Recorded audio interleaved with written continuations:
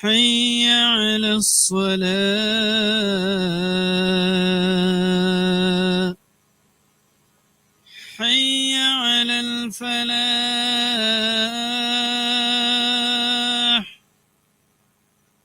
حي على الفلاح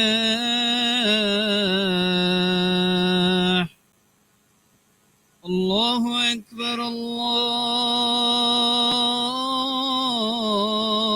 الله أكبر لا إله إلا الله.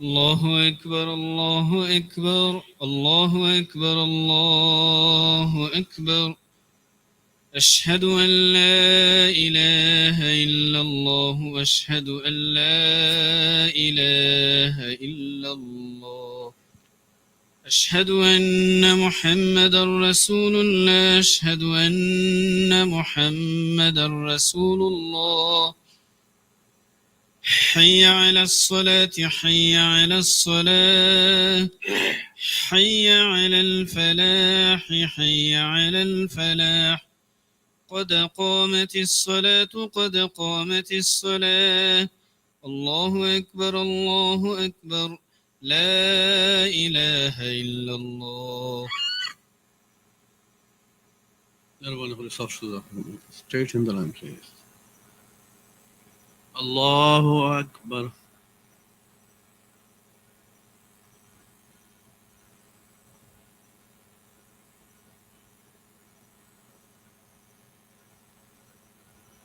Alhamdulillahi Rabbil Alameen. Ar-Rahmanir Rahim. مالك يوم الدين إياك نعبد وإياك نستعين اهدنا الصراط المستقيم صراط الذين أنعمت عليهم غير المغضوب عليهم ولا الضالين.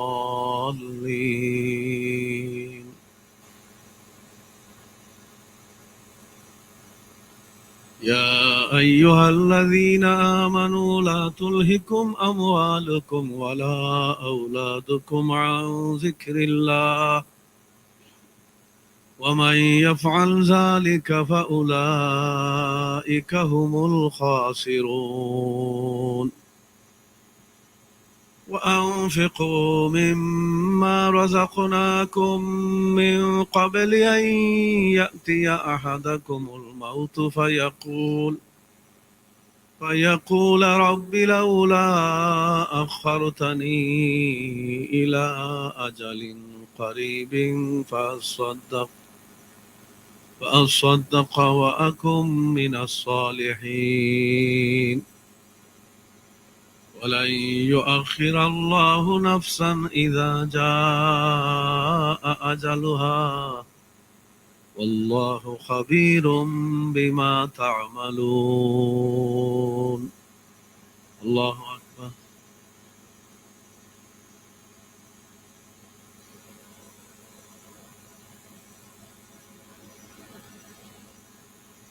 الله لمن حمده. الله أكبر.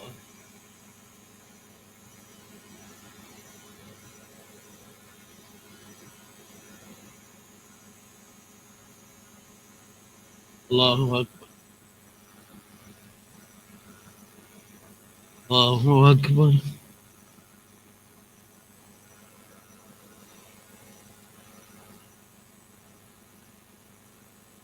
الله أكبر.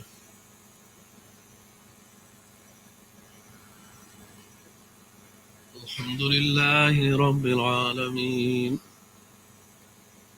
الرحمن الرحيم مالك يوم الدين إياك نعبد وإياك نستعين اهدنا الصراط المستقيم صراط الذين أنعمت عليهم غير المغضوب عليهم ولا الضالين.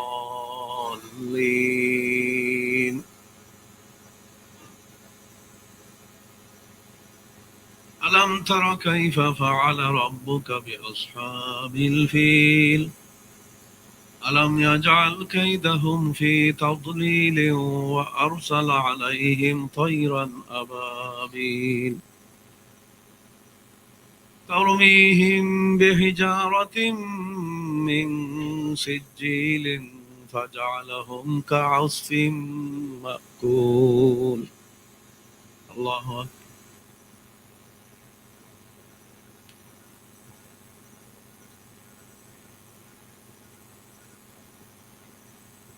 سمع الله لمن حمده. الله أكبر.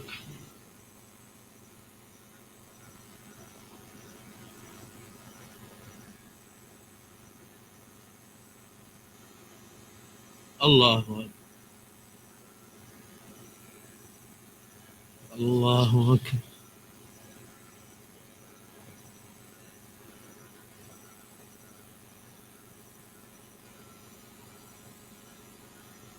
الله أكبر.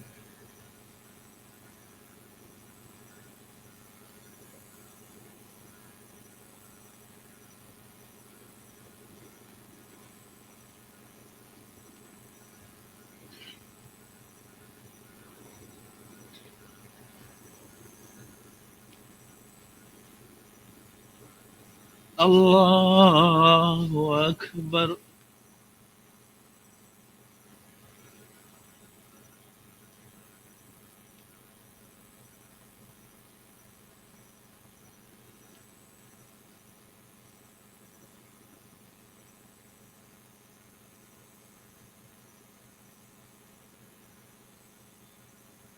الله أكبر.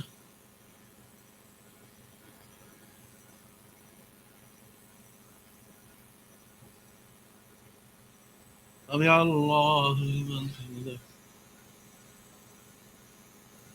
Allahu Akbar.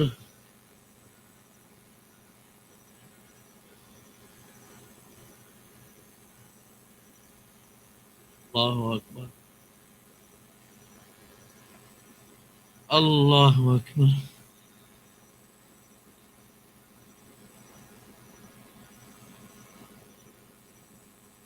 Allahu Akbar.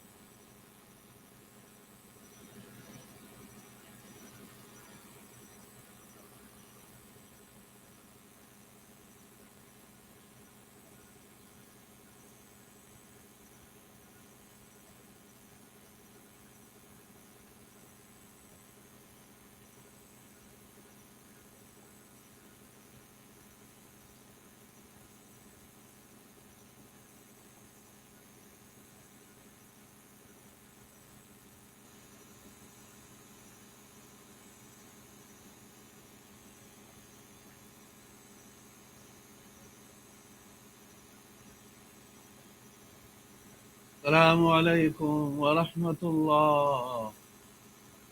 السلام عليكم ورحمة الله. बीमारी होने लगे द्वार दरखास्त बाकी नमाज बदे इंशाअल्लाह इम्पोर्टेंट टॉकिंग ही वो शरीफ अल्लाह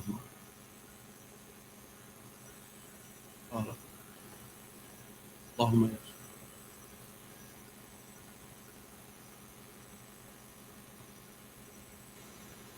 صلى الله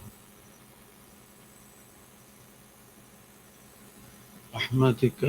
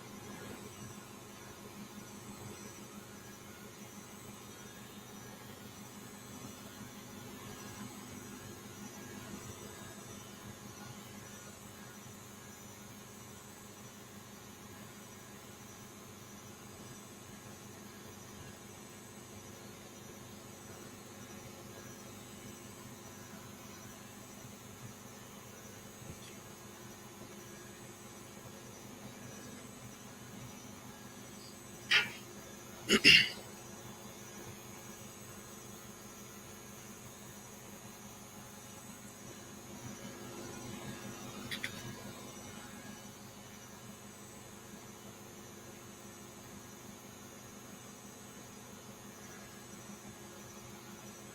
oh.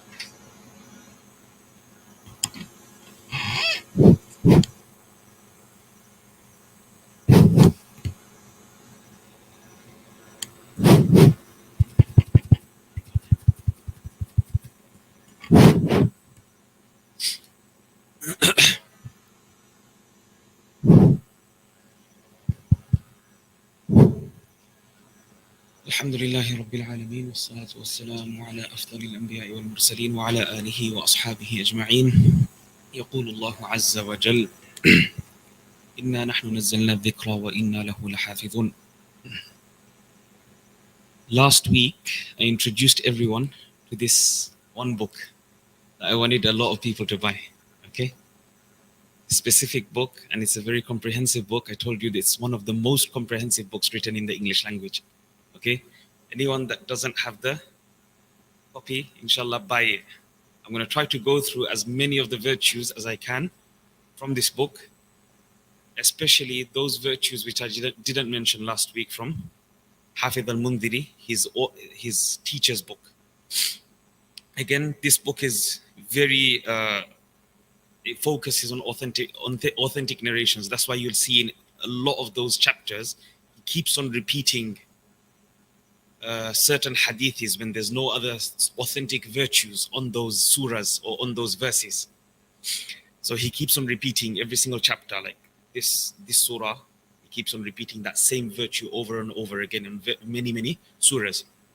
Because unfortunately, it has happened that there are some extremely weak narrations to the extent that they fabricated as well.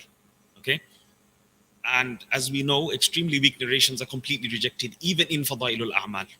Even in the topic that we're discussing, extremely weak narrations are absolutely disregarded in all aspects of deen. Okay? Just to clarify that, because some people might think that Ustad just said you're allowed to take weak. So how do you take weak? And then how do you differentiate between what's weak and what's extremely weak? Well, that goes down to what the muhaddithin accept and what they don't accept, and which narrators they accept and which narrators they don't accept. Okay? But inshallah, before I spoke a lot about Hafid al-Dimyati. You can go back on the recordings on Baytul Aman, inshallah, Masjid, or you can go on back on my one as well, inshallah, my YouTube channel. And you can find it on the previous lecture last Thursday. I'm not going to speak anything more about Hafid al-Dimyati. We said he was Hafid al-Mizzi, especially one of the greatest Huffaz, who was the Ustad of Hafid al-Dhahabi. Okay, he said, "Ma ra'aytu ahfadha minhu." That in itself is more than enough. I have not seen anyone in Hadith more memorizing of this individual in my life. There's no single person that's similar to him in memorization of Hadith. So that in itself speaks a lot. Just to give an introduction to new brothers that are joining in, the Quran, of course, all of it is from Allah subhanahu wa ta'ala. All of it is from the words of Allah subhanahu wa ta'ala. There's certain, like just for example, Ramadan throughout the whole year is not the same as any other month. Okay? Ramadan is not the same as any other month. Everything is multiplied so many times. Same with, for example, Makkah, Medina. When you go to Makkah, the rewards are multiplied 100,000 times. When you go to Medina, the reward is multiplied 1,000 times. With the strongest narration, another narration, it says 50,000. When you go to Masjid al-Aqsa, for example, your every single action that you do there is multiplied minimum 500 times. Minimum. So each and every, there's places which multiply the rewards, there's times that multiply the rewards. Okay? Same thing regarding the Quran. There's certain surahs, there's certain ayats that have special virtue over others. Not to say any others are less. Okay? Not to say none. For example, if you read Surah Tabbat Yada Abi Lahabin wa Tab, Tabbat Yada in Arabic Anyone that knows Arabic, is not a good word, is it? Tabbat yada abi lahabin wa tab. Like, destruction be upon Abi Lahab. You know, it's not a nice thing. But the thing is, we get rewarded for reading that surah every single time, and each and every single letter of it. Okay, so that's why I'm saying not every single portion of the Quran has the same value.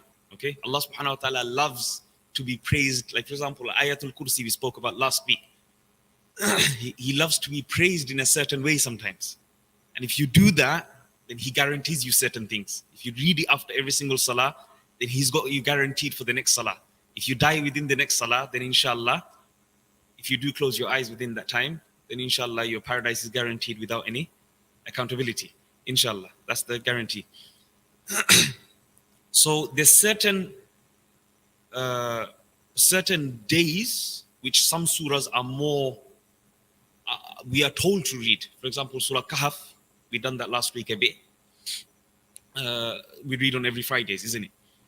And Friday's already started. We already said this last week. So there's certain surahs that you read on certain days, certain surahs that you read on special nights. So just before you go to sleep, Surah Waqiyah, Surah Mulk, we already discussed a bit. Inshallah, we're gonna discuss more. And then there's certain purposes. Sometimes there's certain purposes that you read certain surahs for, or certain verses for. So inshallah, not to carry on anymore, but to start the actual part that I wanted to start from. We're not going to Surah Fatiha, Surah Baqarah, Surah Al Imran. We already covered. Okay, if you want to go back to the previous lecture. Okay, we're going to carry on from the next surahs. The first couple of surahs, Surah Baqarah, excluding Surah Fatiha, Surah Baqarah, Surah Al Imran, Surah Nisa, Surah Ma'idah, Surah An'am. All these surahs going up to right until Surah Bara'ah, okay, Surah Tawbah. All of these surahs are known as, well, Surah Anfal, I'm going to come to this. Surah Anfal and Surah Tawbah are more or less considered one surah. Many of the Sahaba considered it one surah, and there's no Bismillah in between, isn't it? And one of the reasons that you know that it's the next surah, like especially according to Hanafis, I'm a Hanafi.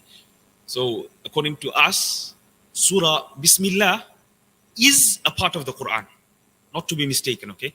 Is a part of the Quran, but it's used only for separation. That doesn't mean it wasn't revealed every single time when a surah was revealed, okay? Not to mistaken that as well. We do recite Bismillahir Rahmanir Rahim, but we recite quietly. Abu Bakr, Umar, Uthman, Ali, all of them, they recited quietly. They didn't recite loudly. If that was the case, then any person that comes with any hadith, tell them, did Abu Bakr, Umar, Uthman do it? Did the senior Sahabas do it, yes or no? If they didn't do it, then that's a problem. You understand what the issue is? Hassan and Hussain, they were young. They were young when Rasulullah passed away. You can't say Nu'man ibn Bashir said this hadith, and start jumping up and down. It doesn't make sense. To an alim, to a scholar, to a muhaddith, to a mufassir, to a faqih, that doesn't make sense. There's no sense in that. You're going to tell me someone who Rasulullah told to pray at the back of the masjid, practically at the back of the masjid, more or less, behind the men. He knows better of Rasulullah's salah than those that used to be behind Rasulullah on the first saf. Impossible. Impossible. It clearly shows that whoever was at the back, that child that was at the back, that's narrating the hadith in Bukhari, there's a slight issue. Okay? I'm just saying this for you to get things into perspective. That's why we specifically don't, although a lot of ulama do associate themselves to say we are Ahlul Hadith, but we call ourselves as Ahlul Sunnah. We follow what the Sunnah is, not the Hadith. Hadith is there, yes. Without Hadith, you don't understand what the Sunnah is. But not every Hadith is there for you to be practiced upon. Some of the Hadith, they are, for example, mansukh. They abrogated, they cancelled out. They happened in the beginning of Islam, but later on, Rasulullah stopped doing it. Rasulullah stopped. He forbade. He forbade the action. Is that understood? Many of the actions were, for example, specific to him.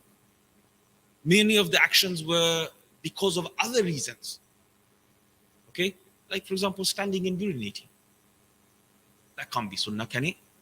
Rasulullah sat down and urinated all his life. Are you going to tell me just because you found one hadith, you're going to start jumping up and down? Doesn't make sense, does it? Okay, you can't say that's sunnah. Yes. The problem is I found this, subhanallah.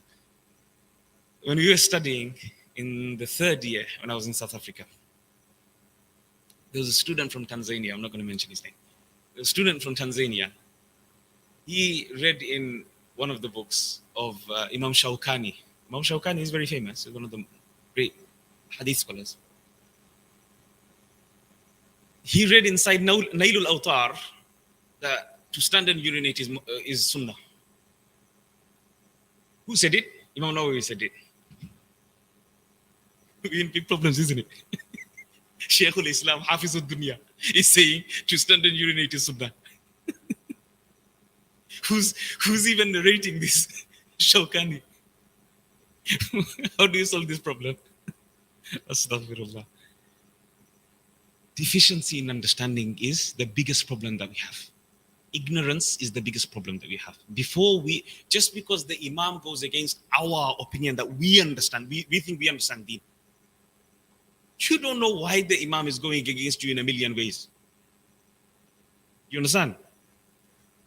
The answer to that is, according to the muhaddithin, according to the hadith scholars, anything, okay, without exception, anything that comes in hadith, according to them, they call it sunnah. They don't mean it to be sunnah, meaning the sunnah meaning fiqh. Okay? That's something else. Meaning, is it established from Rasulullah authentically that Rasulullah did this action, yes or no? That's what they mean. They don't mean that this action is sunnah, meaning Rasulullah done it all throughout his life until he passed away, and then Abu Bakr done it all throughout his life until he passed away, Umar done it all throughout his life and then passed away. No. Even the muhaddithin don't understand it that way. According to their terminology, it's different. What sunnah means is anything that is established firmly from authentic ahadith, from authentic narrations, that Rasulullah definitely did this action. Because again, their job was what? To preserve the hadith. That was all. They didn't go into the deeper nitty-gritties of understanding hadith and the detailed, deep understanding. That's why even Imam Tirmidhi, I told you this last time, Imam Tirmidhi, he doesn't consider even his own ustad. Does anyone know what Imam Bukhari's name is? Huh? Everyone's heard Imam Bukhari. Sure.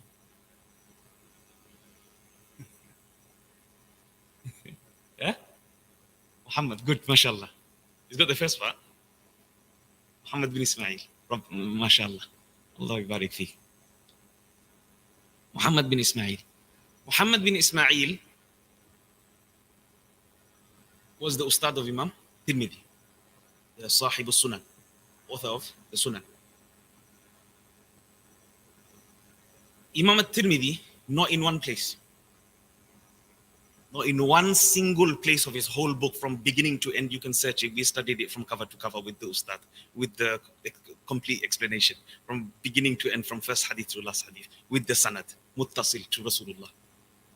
Okay? Not one place does he mention Muhammad bin Ismail al-Bukhari, Imam al-Bukhari, as Ahlul Ilm. You know what Ahlul Ilm means? The people of knowledge. Who are the people of knowledge? If Imam Bukhari is not from people of knowledge, then who's the people of knowledge? He mentions Sufyan al-Thawri. He mentions Abu Hanifa. He mentions Imam Malik. He mentions Imam Shafi'i. He mentions Imam Ahmad bin Hanbal. He mentions Ibn Abi Layla. He mentions Layth ibn Sa'ad. Great fuqaha. What does fuqaha mean? Experts of the religion in understanding the puzzle. Deen and hadith and Quran is like a puzzle. It's the easiest way I can put it to lay people. Okay? Unless you study 10 years, you won't even have a clue. You literally won't have a clue. So for anyone that wants to make it just Quran and Hadith, brother, I'm sorry, you haven't understood Deen. You'll never understand Deen. Okay? That's why there's experts. That's why people study for 18 years in Azhar. Okay, that's why it takes 18 years to understand a bit of Deen. And not even all of Deen. Okay? Even they don't, after graduating after 18 years with a PhD, they themselves know their capacity. Okay? There's a reason why they're specialists. And we have to respect that. We have to respect that. Traditionally, it was respected because of the state. Unfortunately, now the state is gone. The Islamic State is gone. But alhamdulillah, we've got various institutions all over the world. Okay? So, please don't go into a book and when a muhaddith says it's sunnah, you start jumping up and down, okay? That's not the right way. You have to understand what he means by sunnah. So Imam Nawawi, although he's a great Shafi'i faqih, he's definitely a faqih. He's definitely one of the great scholars of fiqh, of the Shafi'i madhab. One of the great scholars, if not the great scholar of the Shafi'i madhab after Imam Shafi'i. But at that moment when he spoke, when he gave that commentary, he gave it according to the style of the muhaddithin, according to the terminology of the muhaddith. So unless he's talking in fiqh, that would be a complete different discussion. Okay? He wouldn't ever say in fiqh that Rasulullah standing and urinating is sunnah. This can never be. Okay? None of the Imams said that. None of the Imams will say that. Now the point that I mentioned, why Imam at-Tirmidhi never mentioned Imam Bukhari to be in his whole book. And after every single chapter, he basically says, وَقَالَ أَهْلُ الْعِلْمِ. The people of ilm, the people of knowledge said this and this and this. And these are the people of ilm. And Imam Abu Hanifa, Malik, Shafi'i, Ahmad, they always mention, more or less. And if there's a difference, then he says, these ulama said this and those ulama said that. He never mentions Muhammad bin Ismail, his ustad, because he didn't consider his ustad to be a faqih. He considered his ustad, Muhammad bin Ismail al-Bukhari, to be a muhaddith, a preserver of hadith, a protector of hadith. Okay? A muhaddith, a memorizer, great memorizer of hadith. That's what he considered him. So for example, whenever there's a problem in the chain, authenticity, he's immediately going to quote Muhammad bin Ismail. That's his go-to. He's always going to, whether this hadith is authentic or not authentic, immediately he'll go to وَقَالَ مُحَمَّدُ بْنُ إِسْمَاعِيلَ كَذَا وَكَذَا وَكَذَا. Okay? Muhammad bin Ismail said this and this and this about this narrator, about this hadith. Is that understood? Okay, he never ever mentions him from people of fiqh. Fiqh is completely different. Fiqh is deep understanding. مَنْ يُرِيدِ اللَّهُ بِهِ خَيْرًا يُفَقِّهُ فِي الدِّينِ. Whomsoever Allah subhanahu wa ta'ala wishes good, what does he do? He gives him deep understanding in religion. Not just face value, deep understanding to solve the puzzle. Okay? There's so many intricacies. Anyway, inshallah, but this topic that we're discussing doesn't have that much intricacies. It's quite plain and simple and easy for everyone, for us to comprehend. So there's the 7 surahs that I told you from Baqarah right until the end of Tawbah. These are the longest surahs in the Quran, more or less. Yeah? And I told you Anfal and Tawbah are together. Anfal and Tawbah are together. So these add up to the first. These are called Tul. Tul means long. Tul means long. So these are called Tul. Then comes the category just after that, just after Surah Tawbah. Those surahs which have approximately 100 or over 100. So those surahs which are under 100, but they fall into that second category after Surah Tawbah, they will not be considered. We'll go through them quickly, inshallah. They will not be considered. So any surah that's 100 verses or more than 100 verses, they are called mi'un. Mi'un means 100. Okay? Hundreds. Plural. Mi'atun. Everyone knows mi'ah? 100. So mi'ah, mi'un, like a plural, 100 verses or more. Then comes all those surahs which have less than 100 verses. These are called mathani, right? Mathani. So these are any surahs which have less than 100 verses, right until Surah Qaf. Right until Surah Hujurat, end of Hujurat. Then the last part is called Mufassal. Come on, try it. Mufassal. Okay? Mufassal. Some of the Sahaba, they understood it to be muhkam. Okay? Muhkam. Mufassal, what does Mufassal mean? Separated. What does it separate with? Small surahs. Bismillahs. Isn't it? That's what it separates it with. The more Bismillahs, that's why there's so many surahs there. Every single Bismillah is a separation. Okay? So because there's so many separations, this is called Mufassal. One of the explanations.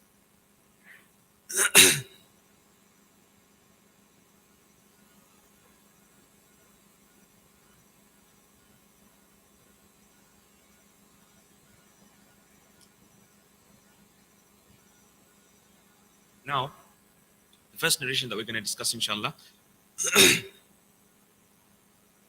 Okay, just before I start, inshallah, one thing that I wanted to mention is that the way the surahs are put into the Quran.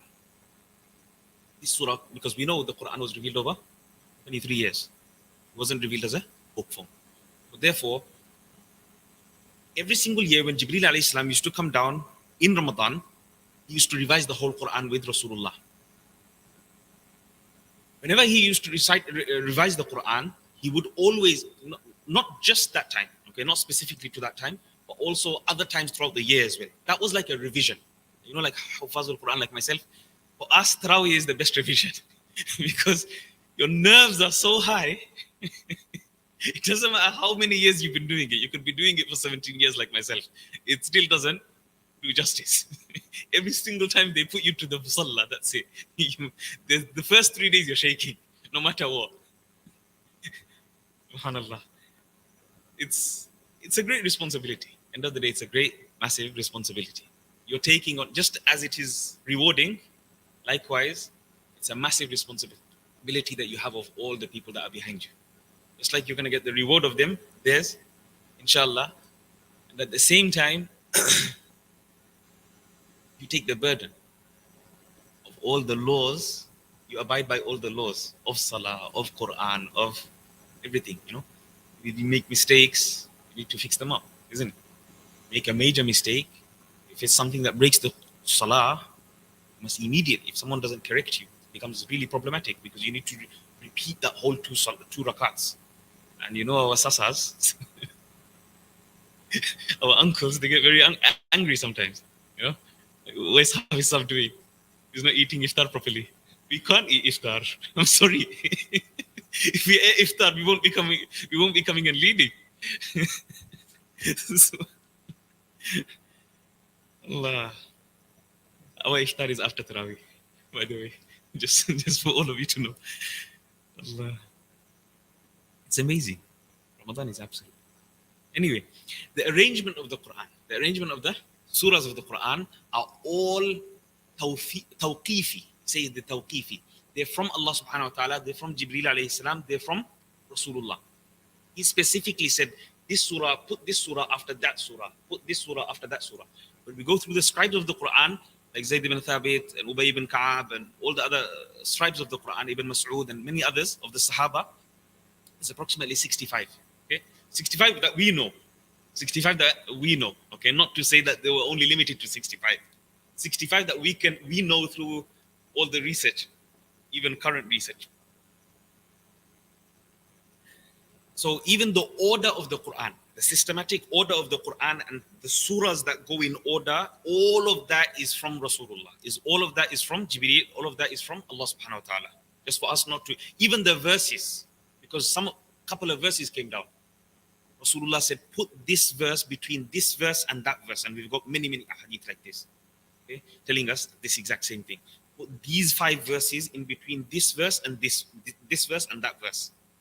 Okay, so don't think that the Quran was just put together in anyhow. And the Sahaba, they put it however they felt like. No. Okay? This is not the case at all. So the arrangement that we have now is exactly the same arrangement as in Lawh al-Mahfuz. Last year before Rasulullah passed away, what happened? Rasulullah went through 2 khatams of the whole Quran. Revision. Okay, not 1 khatam, 2 khatams. Specifically why? Because this Quran is protected and has to be protected with every single ayah, with every single surah, with everything in absolute precision. It's not, then it's going to be a problem. Allah subhanahu wa ta'ala has made a promise. إِنَّا نَحْنُ نَزَّلْنَا الذِّكْرَ إِنَّا لَهُ لَحَافِظُونَ. Allah has taken the responsibility to preserve this book. Okay? This is why there is no other book that Allah subhanahu wa ta'ala done this to. Because there was no other book that Allah subhanahu wa ta'ala mentioned this as a promise to keep it for until the end of time. It was only for their nation. Whichever nation that came, it was only for that nation. Inshallah. عائشة رضي الله عنها reports عن عائشة رضي الله عنها أن رسول الله صلى الله عليه وسلم قال من أخذ السبع الأول من القرآن فهو حبر. This narration is in Musnad Imam Ahmad. Now, Musnad Imam Ahmad is a massive book. It's a massive book. Over 30,000 narrations. Probably the same size as Bukhari, Muslim, Abu Dawud, Tirmidhi, Nasai, Ibn Majah put together. Okay, it's massive. It's huge. There's a lot of repetition. Just like the 6 books, a lot of repetition. Majority of it is authentic. Majority of it is authentic. Vast majority of it. There is a small portion which there's weaknesses. Now, of course, Imam Ahmad as well. I said this, was it last lesson or the lesson before?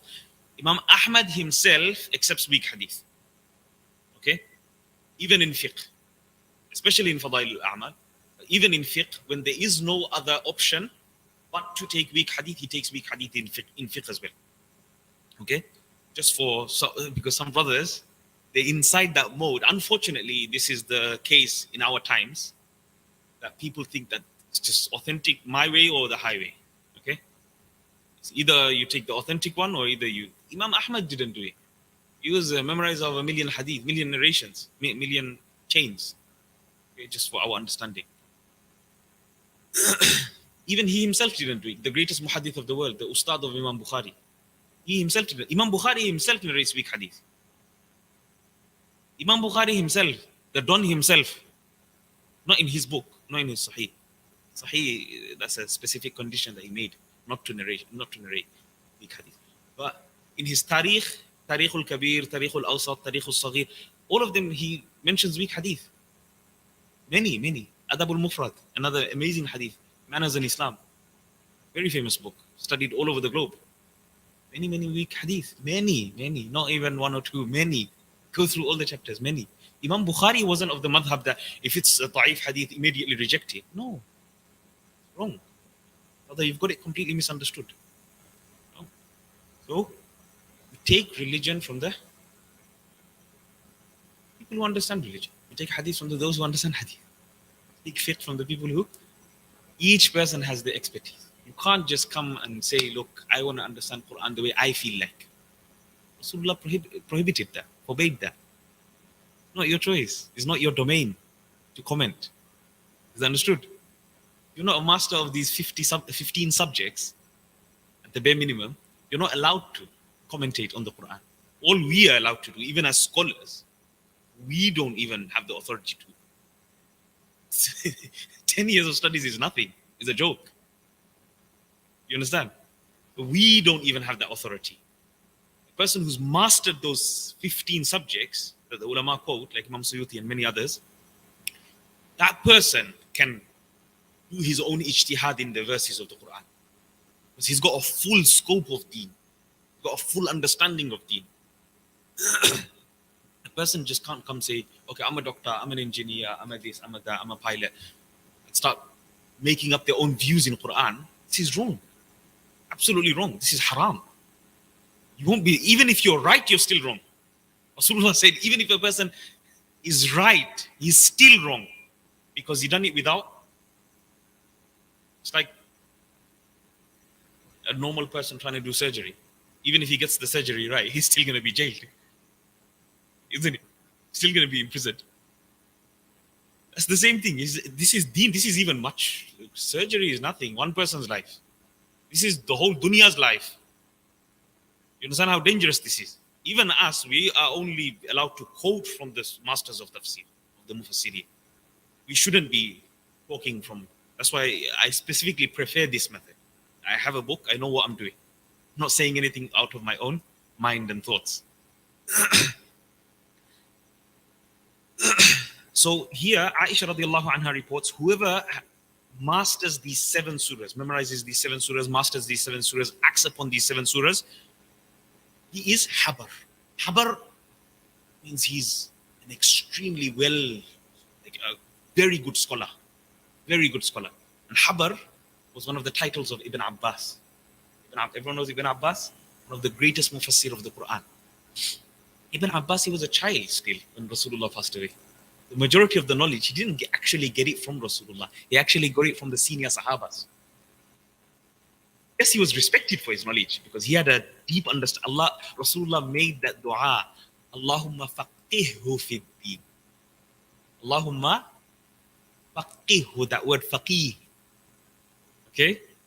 Allah give him deep understanding in religion. Okay? Allahumma faqihhu fid deen wa allimhu ta'wil. And he made another specific dua as well. Allah give him deep understanding in religion. So this is regarding fiqh. The other part is regarding wa allimhu ta'wil, is regarding tafsir. Allah give him knowledge of ta'wil. Ta'wil means interpretation. In the earlier scholars, they understood interpretation to be one way. Okay? They didn't differentiate much in ta'wil and tafsir. We'll go through that in Ulum al-Quran, inshallah. I'm not going to go into that deep. But just for you to understand that ta'wil is not something bad. If ta'wil was bad, then Imam al-Tabari, the ones that many of the so-called scholars nowadays, they love to use. He, in every single verse, nearly every single verse, practically, he says, وَتَأْوِيلُ هَذِهِ الْآيَةِ كَذَا وَكَذَا وَكَذَا. What are you going to say there? And the ta'wil, no, he doesn't say tafsir. Why? Because to him, tafsir is definitive. Tafsir is definitive, absolute. Like, this is what the meaning of this verse is. There's no doubt in that. This is definitely the only understanding, or one of the only proper understandings of this verse. Whereas ta'wil can go into deduction. Many scholars, they understand the verse because of various other hadith, because of the language, because of a slight ba. Because of a slight ba. One scholar says, oh, it's for ba'd. Another one comes and he says, no, it's for za'ida. Another one's... From one small ba, there's 3 different complete fiqhi opinions. What are you going to follow? You want to say you're a master in religion and you want to say you want to follow your own opinions. How? It's impossible. You don't even understand the Arabic language. That ba has more than how many meanings? Allah knows. You have to go and check the Nahu books now. You have to go and check the grammar books. Okay? So, please understand the rank of the scholars. Please understand what the specialities of each and every single field. Just like, for example, if a person's a specialist in biology, you're not going to go to him and ask stuff about physics, although he'll know physics. Is understood? He'll definitely know physics, but he won't know physics to a degree where the person who specialized in physics knows. Same thing. A mufassir is a mufassir, muhaddith is a muhaddith, faqih is a faqih. Okay? Aqidah expert is an aqidah expert. Sometimes there's 2 in 1, sometimes there's 3 in 1. If you're lucky. Many. No? Abu Hanifa, he was known to be an aqidah expert. He used to go from place to place just to go and refute these batil groups because they were popping up here and there and everywhere. And Abu Hanifa, alhamdulillah, he had the finances. He was a rich man, he was a businessman. He had the finances to go from place to place and go and debate these people and to put them down and to make the haqq apparent. Because he was a great scholar and they used to fear him. They used to fear him. It came to the point where he says, I went to Basra 27 times. 27 times I went to Basra just to go and debate these law. Because they used to come up with so many different random aqidah, ideologies, thoughts, thinking that were completely unknown to deen, completely unknown to religion, that were contrary to religion, not just unknown, contrary to religion. Imam Ahmad bin Hanbal, if he didn't stand up for the Khalqul Quran, we're going to go through that in detail, inshallah. If he didn't stand up for Khalqul Quran, what would have happened? The whole ummah would have been a massive misunderstanding. He had to. Imam Shafi'i, inshallah, when we go there, I'll narrate to you that story. I'm going to keep you there. Okay? I need you to continue. Can't give everything off the head. So, the person who learns the first 7 surahs, meaning from Baqarah until end of Surah Tawbah. Why? Come on. I want one person to put their hand up at least. Why? I said this last week. I gave you a clue last week. Because majority of the rules and ahkam of the Quran is within the first half of the Quran. Tawbah is like the first 10 paras, first 10 juz of the Quran. So the first 10 juz of the Quran practically has most of the rules and regulations. Okay? Whatever rules and regulations exist inside the Quran, majority of it is within the first 10 juz. After that, it decreases. I told you the last 10 juz has very few. That's why it's called muhkam. Muhkam means something extremely clear. There's no discussion here. It is absolutely clear. You understand? There's no abrogated laws here. It's like the Makkan surahs. The easiest way I gave you was last half of the Quran is like Makkan surahs. It's the easiest way to understand. That's why you find these verses are really small verses.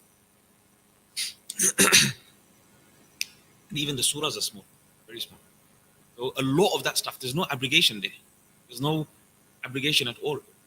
So for example, are you going to find, let me give you an easy question here. Are you going to find the verses to do with the prohibition of alcohol in the front of the Quran or the back of the Quran? Quran, yeah? Always going to be in the front of the Quran. It's not going to be at the back of the Quran. It's impossible. Okay? Are you going to find about the prohibition of eating swine, eating pork? Yeah? Where are you going to find that? Front of the Quran. Yeah, you're never going to find that in the back of the Quran. You can search all night. You won't find it. So, majority of if you want to look for jihad, where do you go look for jihad? Front of the Quran. It's not going to exist at the back because the back was revealed earlier. Don't get confused with. A lot of people might have it in the understanding that okay, whatever's in the first of the Quran must be Makkah, and whatever's at the end of the Quran must be Medina. No, that's not the case. It's the opposite way. Yeah, that's why I told you the arrangement of the Quran itself is tawqifi. It's from Allah. There's a hikmah to that. There's a massive wisdom in that. Whether we can comprehend it or understand it or not. If you look at a student of Hafiz, a student like Tahfiz al-Quran, he's memorizing Quran. It's much easier to memorize the last from Juz Amma down. The Juz Amma, isn't it? It's much easier. Why? Because it's like rhyming.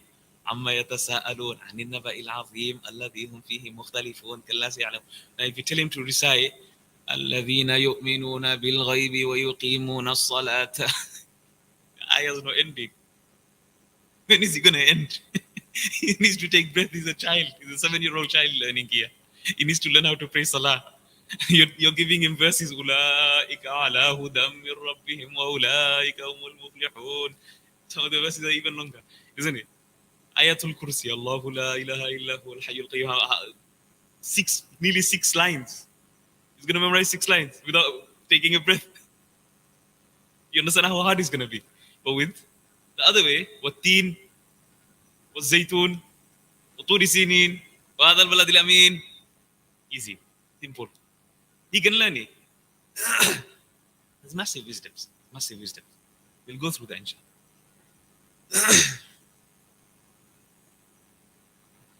So here, Rasulullah, this This is the hadith that he keeps on repeating. Hafidh al-Dimyati, one of the greatest scholars of Islam, he keeps on repeating this one because he says the 7 long surahs until Tawbah, end of Tawbah, these were given to me instead of the Torah, what was given to the Jews, the Torah. And in return of the Zabur, in return of the, what was Zabur? The book given to?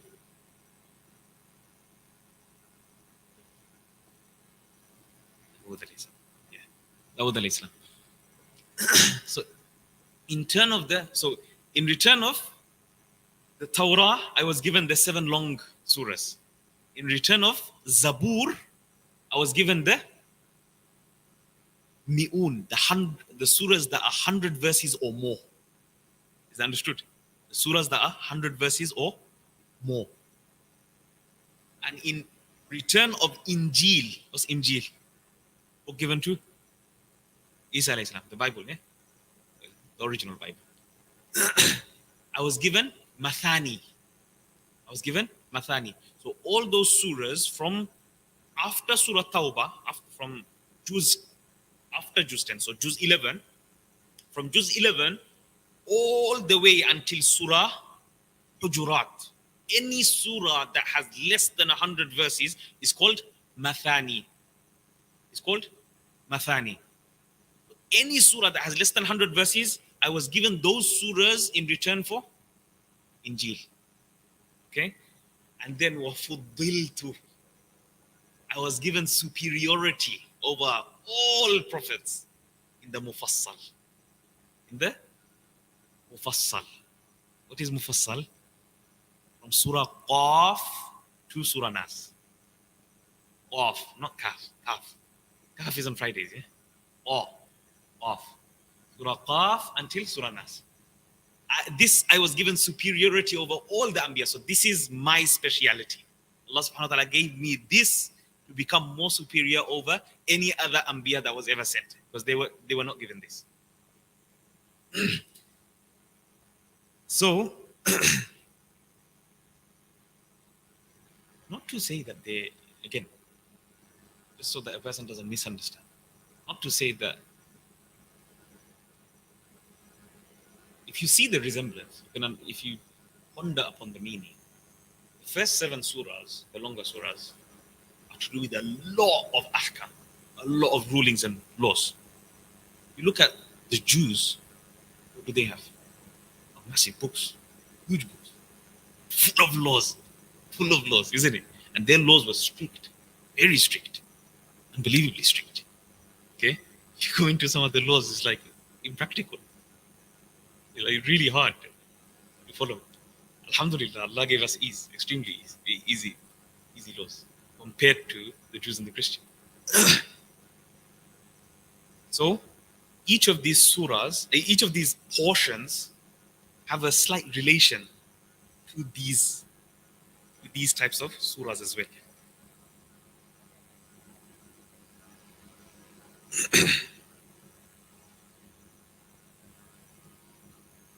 Now,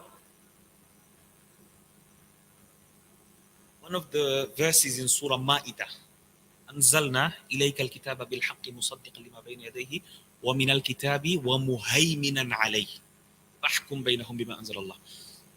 That this book was given as a muhaymin.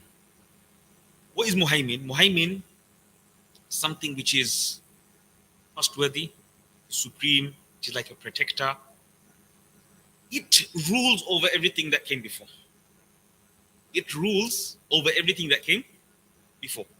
So, our way of distinction is, if it's in the Quran, and that same story is, for example, in the Bible or the Jewish scriptures, fine, we accept it. Because we understand them to be original books as well, sent from Allah, isn't it? Original works were sent from Allah. There's pieces, portions of it still left within their books. But because of changes, because of time, because of interpolations, it got changed, it got tampered. Okay? So, Our muhaymin is the Quran. Our fact-based opinion is from Quran. It doesn't agree with the Quran. Not that we should immediately reject it, because Rasulullah didn't say to reject it. Okay? It goes against the principles of religion, yes, of course. 100%. We have to reject it. There's no way. If it goes against any of the principles of the fundamentals of the religion, we must reject it. But if it doesn't go, it's like a story, and for example, the dog of the Ahlul Kahf was this color or that color, fine, take that as extra knowledge, take that. It's mentioned in this book and that book. Fine, it's not a big problem, it's not a big issue. Okay? As extras. As an extra is not a problem.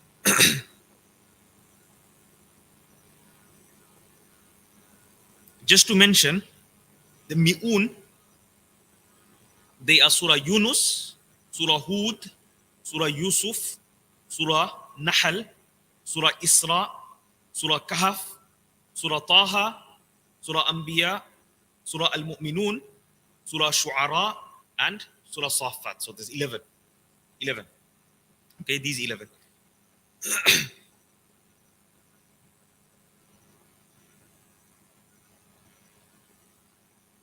I already went through this. Inshallah. Here is an amazing narration, mashallah. So, عن أبي الخلد قال أنزلت صحف إبراهيم في أول ليلة من رمضان. The scriptures, the scrolls that were revealed to Ibrahim alayhi salam was revealed on the first night of Ramadan. وأنزلت التوراة لست خلون من رمضان.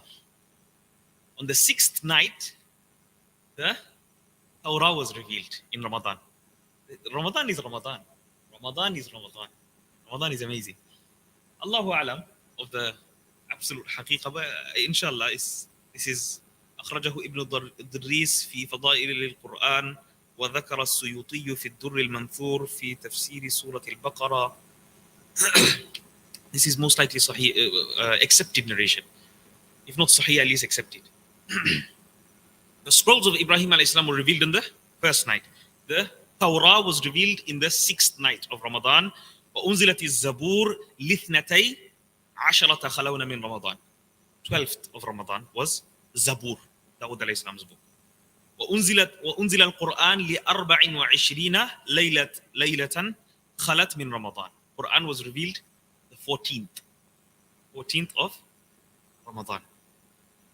وذكر لنا رسول أن نبي الله قال أعطيت السبع الطوال مكان التوراة وأعطيت المئين مكان الإنجيل وأعطيت المثاني مكان الزبور وفضلت بالمفصل. We already went through that.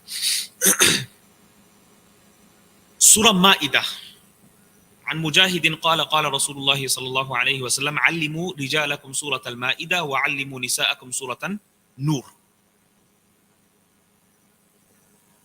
Rasulullah sallallahu alaihi wasallam says, teach your menfolk Surah Ma'idah and teach your womenfolk Surah Nur. Surah Ma'idah has again a lot of injunctions. It has approximately 18 injunctions and laws that are not found in any of the surahs in the whole Quran. Okay? No repetition. You won't find them in any other surah besides Surah Ma'idah. What is Ma'idah? What does Ma'idah mean? Yeah?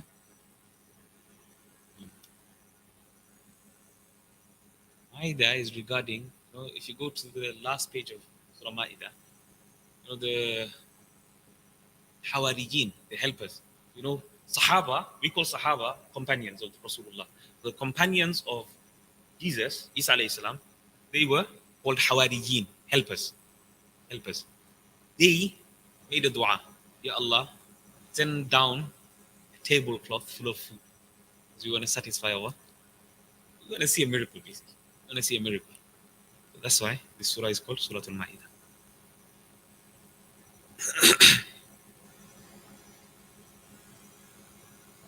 So, Surah An-Nur is extremely important. Why? What does it start with? Okay. It's not just important for women, it's important for us. Of course, it's more so for women. It talks about hijab, it talks about uh, protecting your chastity, it talks about asking permission, it talks about, what else can I think on the top of my head? Many things, mashallah, many things. Hudud, it talks about hudud as well, punishments, zina, and all that stuff. So, all of those things are extremely important for a person to build his morals. Build his morals. Look at our society now, unfortunately. And Allah preserve everyone. Allah preserve every single family. We have to make an effort. It doesn't come easy. Nothing comes easy. Okay? Nothing comes easy. Raising children is so hard. Anyone that has children will tell you. Raising children is very hard, extremely hard. Okay? The nagging, the screaming, the crying, extremely hard. The reward of that, if you were to see the reward, you'd be raising more and more and more children. Reward for every single scream. Reward for every. Why? Because that child, how many children is he gonna have? He's gonna go and have another 4 or 5 children. That child is gonna have. You're gonna have more grandchildren, great grandchildren, more. Every single person that goes out from your progeny, you get the reward. You get the reward as the great grandfather is called Zaid, isn't it? Your name Zaid. You get all the reward. Why? Because you're the asal. Through you, the children came. Without you, you're a means, of course, but through you, because the nurturing that you gave to your children, through you, your children made their children into good human beings. Isn't it? Every single salah that your child prays goes on your shoulders. Isn't it? Every single salah, every single tasbih, every single Quran, every single durus lesson that is coming and sitting goes on your dad's automatically. Every single time for example, I read the Quran, my dad gets the reward immediately. He's inside his qabr. He gets the reward automatically. It's direct debit. It's an absolute direct debit. It's a guaranteed direct debit as well. You understand? Whether I make dua for him or not, it doesn't make a difference. Automatically, every good that I do goes automatically to him. This mentality of having very less children and being stingy and being miserly is completely against. You look at deen, this is completely against. Yes, of course, you should be sensible. Should be sensible, no doubt. Giving each children their right. Okay? Giving each children their right. So from the 18 verse, from some of the 18 that are mentioned in Surah Ma'idah, we'll discuss inshallah a couple of them. It mentions in Surah Ma'idah in the beginning, Surah verse 3.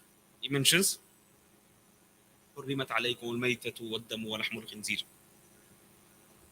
Anyone have any idea? Prohibited upon you is maita. What's maita? Dead animals. I'm sure you've heard this. Yeah? Dead. It died by itself. Natural cause.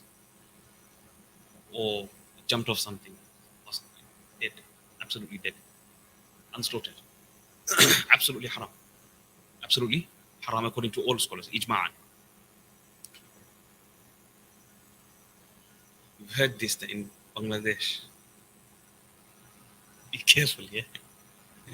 I know it's a culture nowadays to go and eat out this place and that place. And our ulama previously were very, I can't even explain to you the level of emphasis of this. They would not eat from anyone's hand at all. Anyone and everyone, no way. No way. If they knew that item, even if it's not to do with meat, even if it's not meat products, nowadays, it's calamity upon calamity. You don't know what type of haram is coming inside that household, because there's so many aspects of haram You don't know what's going on. So for you to go and eat in another person's house, even if he is a Muslim, you're doubting yourself and you're doubting himself as well. Because you don't know what you're eating. The income is the biggest. No matter, you can go and eat HMC, it doesn't make a difference. Your income's the main thing. If your income's haram, then everything's haram. You can go and you can go and slaughter your own chicken. You can say Bismillah, Allahu Akbar and slaughter your own chicken. That doesn't make it halal. Yeah, it makes it halal in the halal sense. Yes. But your income, where did you buy this chicken with? What did you buy it with? غذي بالحرام ملبسه حرام مطعمه حرام فأنا يستجاب. How? You think your du'as are going to be accepted? How? Impossible. Rasulullah is giving you a rhetorical question just for you to just for you to think. You already know the answer. Everyone knows the answer. Person, his food is haram, his income is haram, his drink is haram, not to say he's drinking alcohol. No. This hadith doesn't mean he's drinking alcohol. This hadith does in no way mean that he was drinking alcohol and he was eating pork and no. This is talking about income. His income was haram. Therefore, the food that he bought with the income is absolutely haram. The drink that he bought with the income is absolutely haram. The food, the clothes, the shiny clothes that he wears, all haram. The clothes that he buys on Eid for his wife, for her to dress well, haram.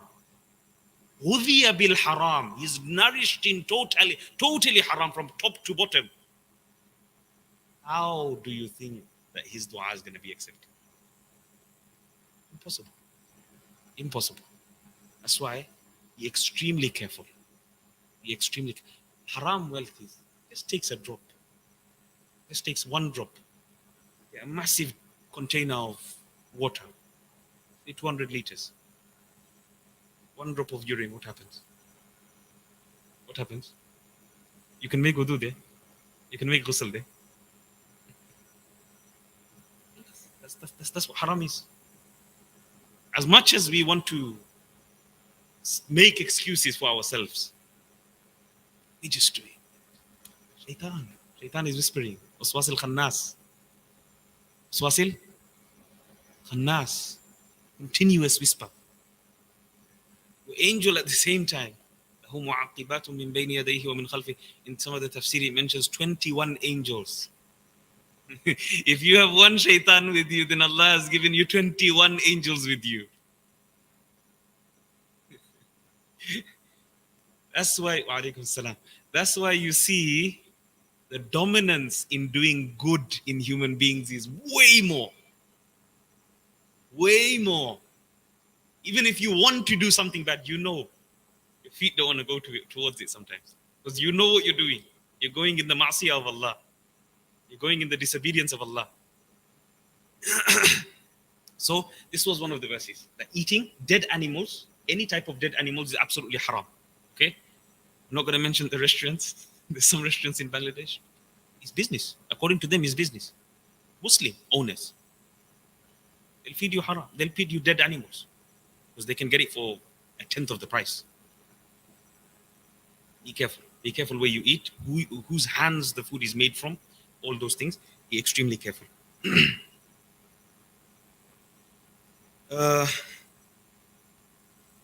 Then you find the next verse, one of the other injunctions. قُلْ أُحِلَّ لَكُمُ الطَّيِّبَاتِ.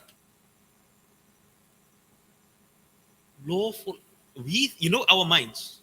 When we think of halal and haram, we think everything is haram until we are given permission that it's halal. No. Everything is halal until we find something to say it's haram. And in this case, Imam Malik is probably the most